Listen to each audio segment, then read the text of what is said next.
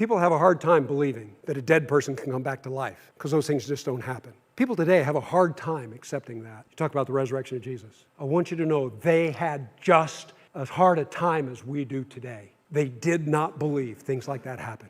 But you know what? The convincing proofs, undeniable experiences, they saw a mountain moved, and it changed them. It changed them into the people that God used to start the greatest movement the world has ever seen. I'm telling you, when you see a mountain move, it'll move you. There is a truth that we as God's people need to see today. That mountain moved, that truth. But for us to really see it, we have to realize, first of all, it is an objective truth of importance. I know that sounds so simple, but I'd like to explain that. When I say it is an objective truth, what I'm trying to say is most truth can be divided. In fact, all truth can be divided into two major categories. There's a lot of different ways to look at truth. There's truth that is subjective versus truth that is objective. Subjective truth is a matter of opinion. It's subject to the subjects involved. And for me, anyway, a classic example of this is, what is the greatest flavor of ice cream?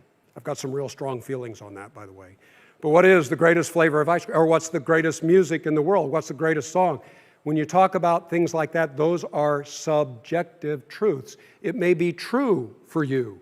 You may have very strong feelings that this is the best flavor of ice cream, this is the greatest musical group ever, and it's true to you. That does not mean it's true to everybody.